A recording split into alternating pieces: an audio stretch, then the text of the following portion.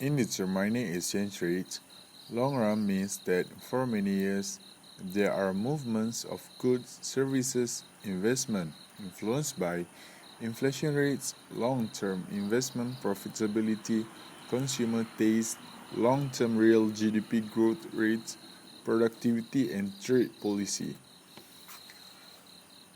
For purchasing power parity or PPP, the theory of PPP has been around as long as paper money.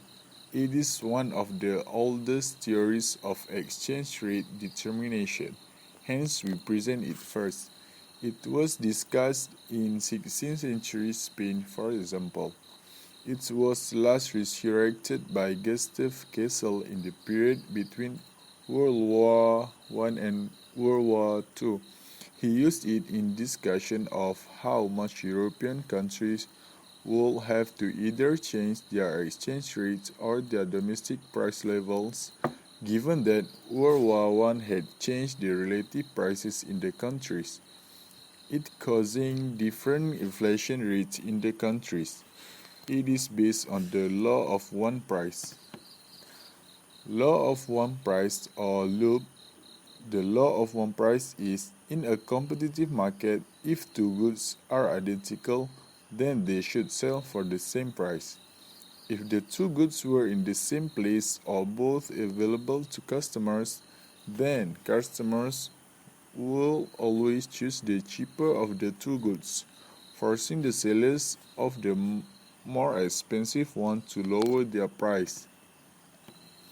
Arbitrage. If the two goods were not in the same marketplace, then arbitrage will operate to equalize the prices. Arbitrage is the process of buying or selling something in order to exploit a price differential so as to make a resource profit.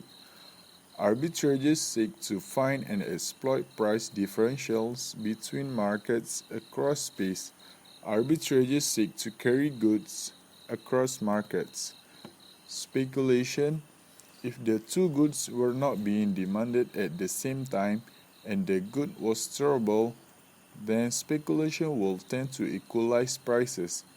Speculation is the holding of a good or security in the hope of profiting from a future rise in price.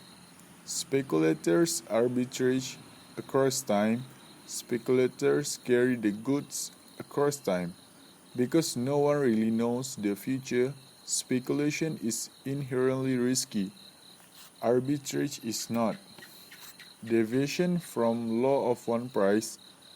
Carrying storage costs reduce the profits from speculation and transportation costs reduce the profits from arbitrage. Transaction costs are other costs associated with a transaction, over and above the cost of the good which actually change hands. This also reduces the profits associated with arbitrage and speculation. All three of these can result in deviation from the law of one price or loop. For international loop, transportation costs can be significant. Legal barriers and tariffs may exist. Some goods are not traded internationally. These are goods for which international price differentials cannot be eliminated by arbitrage.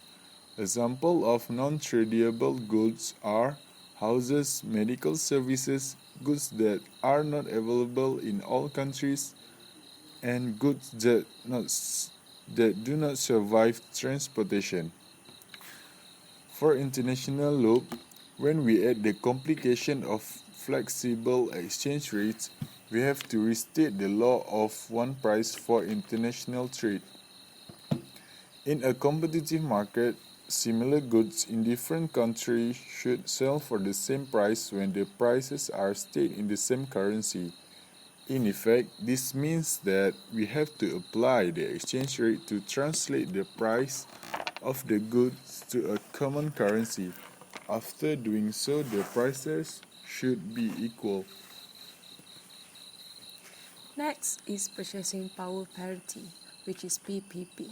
Extending the loop, If P is the domestic price level and PF is the foreign price level, is called the real exchange rate, whereas RS is called nominal exchange rate. This is referred to as absolute purchasing power parity.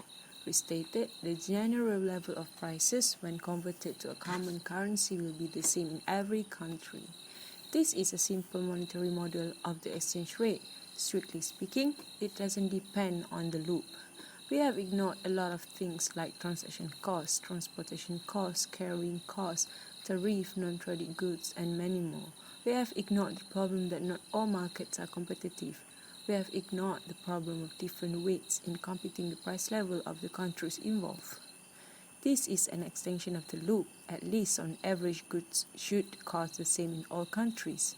If this is true, then exchange rates must adjust to make price equal across countries, at least over the long run.